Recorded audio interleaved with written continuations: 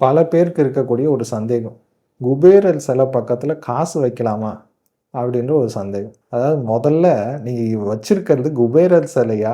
இல்ல லாஃபிங் புத்தாவான்னு பார்த்துக்கணும். அது முக்கியமான விஷயம். ஏன்னா 2 பேருக்கும் தொப்பை இருக்கிறதுனால, குபேரர் சிலை அப்படின்னு நெனைச்சுட்டு நெறைய பேர் வீட்ல உண்மையிலேயே இன்னைக்கு வரைக்கும் லாஃபிங் புத்தாவ தான் வச்சிருக்காங்க. ஸோ அது வந்து வேற.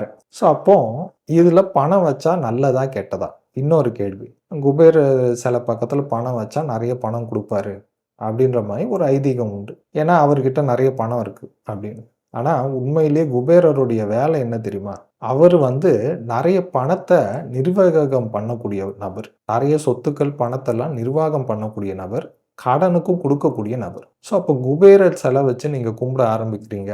பக்கத்துல நெறைய காசெல்லாம் வச்சிருக்கீங்கன்னா, பணம் வருதோ இல்லையோ 2 விஷயம் நடக்கும். ஒண்ணு நீங்க கடன் வாங்குற சிச்சுவேஷன் அமையும். இல்ல எப்பயுமே உங்ககிட்ட 4 பேர் கடன் கேட்டுட்டே இருப்பான். உங்க கையில காசு இருக்கோ இல்லையோ, நீ தான் குடுத்தாகணும் அப்படின்னு சொல்லிட்டு எவனாவது வந்து உங்ககிட்ட கடன் கேட்கறதுக்கு வாசல்ல நிப்பான். ஸோ இதுதான் நடக்கும். ஸோ அதனால குபேரர் சில இருந்தாச்சுனாலே பணம் வரும் அப்படின்றது விஷயம் கிடையாது. ஸோ பணம் ஜாதக அடிப்படையில எப்போ வரணுமோ அப்பதான் வரும். நீங்க சிலை வச்சாலும் சரி, வைக்காட்டியும் சரி.